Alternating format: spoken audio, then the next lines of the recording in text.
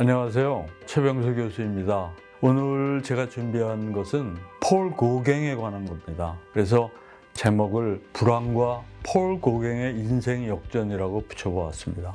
폴 고갱에 대해서는 여러분들이 잘 아실 텐데요. 이분은 주로 타히티에서 원시 여인들을 많이 그린 작가로 유명하죠. 왜 고갱이 타히티로 갔을까? 이런 의문을 화두로 삼아 시작을 해보겠습니다.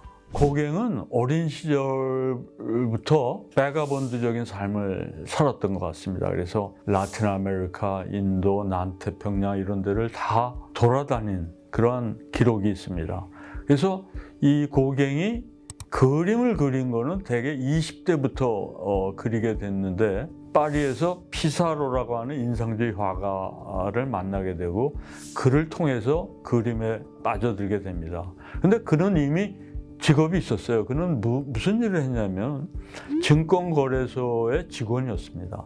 증권거래 중개업을 해서 아마 요새로 말하면 펀드 매니저나 이런 거를 했겠죠. 그런데 그의 인생은 갑자기 돌풍과 같은 그 변화를 맞게 됩니다. 그 당시에 그 프랑스의 경제 사정이 불황 속으로 떨어졌기 때문입니다. 1882년에 프랑스 파리에서 주식시장이 붕괴됩니다. 그러면서 패닉에 빠지게 되죠. 마치 20세기의 경우를 보면 1929년에 대공황이 시작된 거와 거의 비슷한 그런 거죠. 그래서 유럽의 그 19세기 역사를 보면 1870년대부터 19세기 말까지 한 30여 년 동안이 소위 장기 대침체 시대입니다. 그래서 롱 디프레션이라고 부르는 시대를 겪게 되는 겁니다. 그러니까 그 경제가 침체가 되면서 물가도 하락되고 경기가 나빠지면서 주식시장도 나빠지고 고갱은 실직의 위기에 처하게 됩니다. 파리의 주식 침체는 고갱의 인생의 하나의 반전을 초래합니다. 그 1년 후 83년에 35세의 고갱은 증권회사를 그만두고 전업 화가로 전환하게 되는 겁니다. 그래서 비로소 화가가 된 겁니다. 그 이후에 이제 독립적인 화가로 생활하다가 경제적으로는 굉장히 힘들었죠. 그러다가 88년에 그 파리에서 있던 반 고호의 동생 테오를 만나게 됩니다. 이 테오 고호라고 하는 사람은 그 미술 화상이었어요. 그 테오를 만나면서 그 당시에 이제 자기 형이 이 몽마르트에서 동생하고 같이 살다가 남불로 내려갑니다. 이 고갱한테 내 형한테 한번 가보지 않겠냐 이런 제안을 하게 돼서 Why not? 말하자면 그래서 고갱이 내려가서 아를리에서 한 1년간 고호하고 같이 삽니다. 그런데 예술가의 성격이나 생활은 어떻겠습니까? 굉장히 예민한 그런 사람들이죠. 그러니까 결국 부딪힐 수밖에 없습니다. 그래서 결국 1년 만에 파탄이 돼서 고갱은 아르르를 떠나죠. 그때 충격을 받은 고호는 귀를 자릅니다. 그래서 귀를 자른 그 고호의 그 초상화가 그때 그려진 겁니다. 고갱은 이제 아르르를 떠나서 브르타뉴의 뽕따방이라고 하는 지역에 가서 작품 활동을 계속합니다. 그러면서 인상파의 그 화풍을 버리고 약간 야수파적인 그런 아주 강렬한 색감과 그런 장식적인 화법으로 그 화면을 구성하게 됩니다. 그래서 만든 그 작품이 황색의 그리스도라고 하는 작품이 있습니다.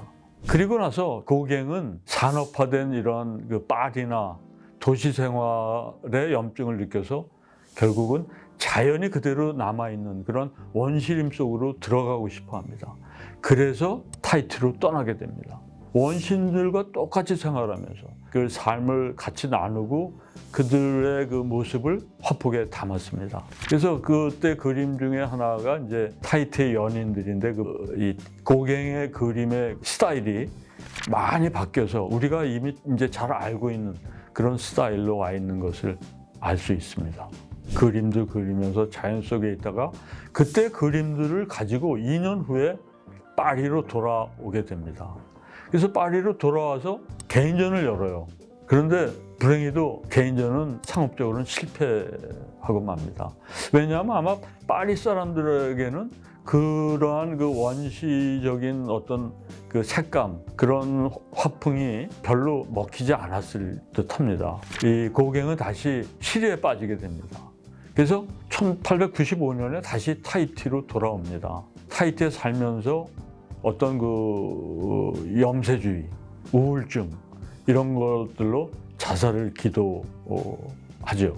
근데 그가 그린 그림 중에 이런 그림이 있습니다. 우리는 어디서 와서 어디로 가는가. 이 그림은 말하자면 그의 마지막 유언 같은 그림입니다. 그 그림을 한번 보시면 굉장히 큰 그림으로 가로로 긴 그림입니다. 근데 이 그림은 오른쪽 끝에서부터 왼쪽으로 진행하면서 봐야 됩니다. 근데 오른쪽 끝에는 밑에 잘 보면 어린 아이가 있습니다. 인간의 어떤 탄생을 말하죠.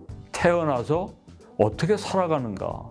그 옆으로 갈수록 이제 삶의 모습이 나타납니다. 끝으로 가면 늙은이의 모습이 나옵니다. 이거는 결국 인간이 늙어서 이제 죽게 되는 그런 모습을 이제 표현해주고 있고, 그 오른쪽 상단에 보면 어떤 그 신적 존재가 그려지고 있는데, 이거는 어떤 죽음을 의미하고, 그 옆에 있는 어떤 여인의 모습은 고갱의 딸이라고 합니다.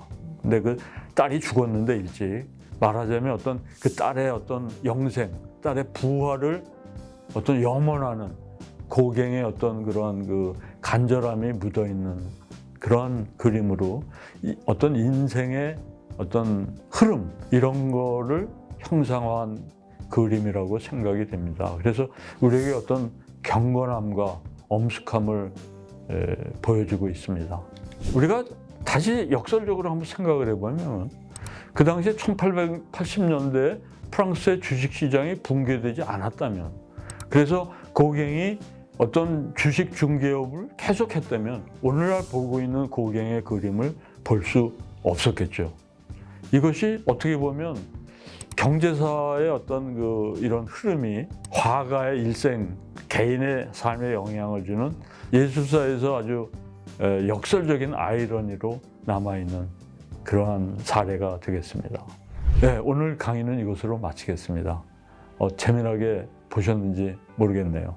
다음에 더 좋은 내용으로 다시 찾아뵙겠습니다. 감사합니다.